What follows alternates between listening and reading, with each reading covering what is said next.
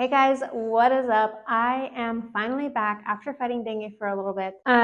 Hopefully we can get back into somewhat of a regular routine of uploading videos for you all. The goal is always weekly, but obviously that hasn't been the case for a while now. But today I'll be discussing weather in Paraguay, how different it is from one part of the country to the next, and kind of the effects that it has on life in general, and also a little bit of what you can grow. We had the chance to go over to Chaco last year in October, and it is just so different. It was really, really dry that week. We got there on a weekend, and that week, friends of ours said they had rain for the first time since May. So between October and May, they had only had the rainfall one time of like 5 milliliters, which is nothing when it is so incredibly dry. So obviously grass doesn't grow there, crop doesn't grow there during the winter. All the water that they can possibly save up throughout the summer for the winter, they got to save up. I was really surprised how many cattle ranches are there, and they always try to save all the water they can for this. They also cannot use the water from underground because it is way too salty, and they don't have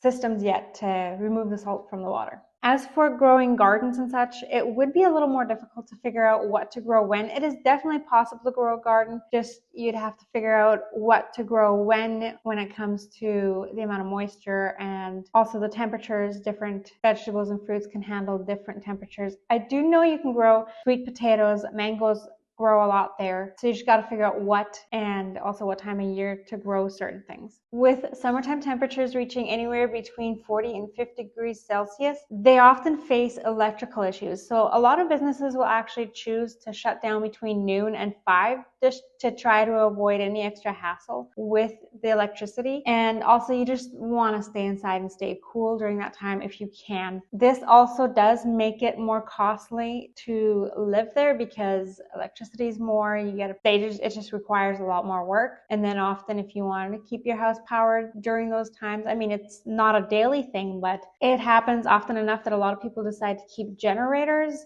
and that just all adds extra cost to it. But when it comes to growing crops, the summertime is usually wet enough and they only get one crop a year because winters are so dry. They often have a good enough crop during the summer to make up for only having one crop a year, as opposed to the rest of Paraguay can easily do 2 crops and sometimes 3 if they are blessed enough with enough water. For the winter temperatures, anyone that comes from the northern countries would probably say that it is pretty comfortable. If it gets pretty chilly in Chaco in the winter, then it means that it's down to single digits, and rarely ever does it get cold enough to get frost on the ground.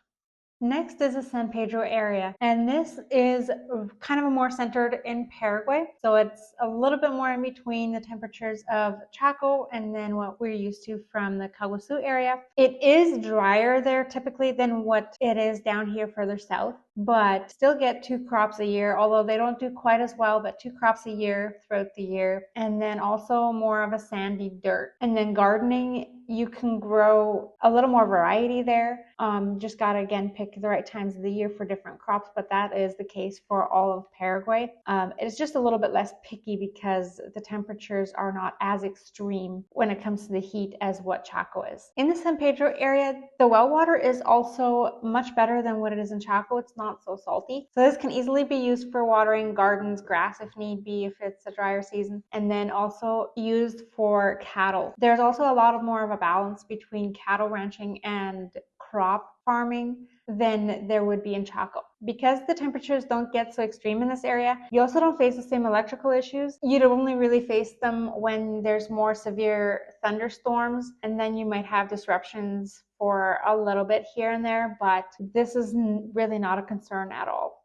Now we're going to move right into the higher populated areas of Paraguay. It is a lot more bearable weather-wise in this area from Asunción to Ciudad del Este. When summertime temperatures do get on the higher side, it is typically mid to high 30s, and there's a lot more humidity mixed in with that than in northern Paraguay. But that is usually only for 4 to 6 weeks in the middle of summer, February to beginning of March, and we are just past that. And right now it's starting to cool off pretty good. This also makes it a lot more of an ideal place to grow a wider variety of fruits and vegetables. You just again, figure out what to grow at different times of the year because different things obviously can handle different temperatures. What I've noticed a lot is that for winter, you want to lean more towards the leafy greens. And then for summertime, it's more of manioca, potatoes, a lot of those things. Fall and spring would, for most people, be considered the perfect temperatures where it's hovering right on 20 to 25 degrees. Last winter was exceptional.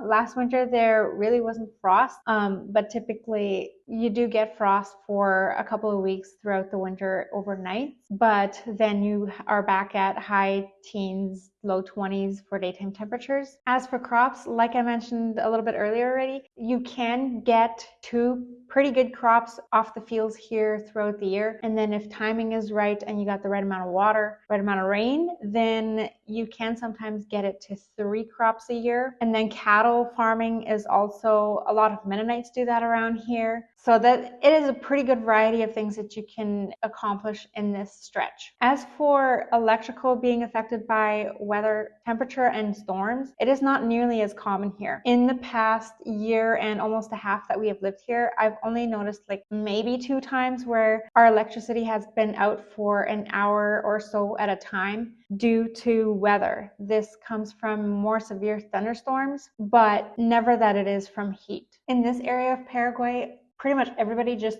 takes straight well water for drinking water, leads it right into their house, and that's just what they use. And it tastes very good. We have never had any issues with it. In fact, when we went back to Canada, we could hardly even find their water drinkable. It is just so much better here, and it's a lot softer. The one thing is, in the city of Asuncion, I've noticed that people who live there in expats groups or are familiar with Asuncion, they say that you probably want to filter your water. Then again, I also don't quite know what their water source is, if it is all from wells or how they go about that. But there I've noticed that you probably do want to filter your water. Now, moving right along to the Encarnacion area, which I love that area. If we had everything that we have here, if we had it over there, I would probably prefer to live over there. It is even a couple of degrees cooler, I would say, throughout the year consistently than what it is here. We were there a little bit over a year ago, and it was absolutely gorgeous. When it comes to growing crops in the Encarnacion area, it is not as easily done as what it is in this region. It doesn't have anything to do with weather, simply the fact that the land is not as fertile in that area. Now for the further west corner of Paraguay, that I really don't know anything about. We have never been there. We have never experienced it. We don't know anyone who lives there. So that I cannot comment on. That is going to be it for today's video. If you made it this far, thank you so much. Don't forget to hit the like button, subscribe, and hit the bell notification to get notified when I upload. Hope to make it more consistent, like I said earlier. I do think for next week, I will share my dinghy experience with you guys. It is certainly something different, nothing like I've ever experienced before. So be sure to check back for that one next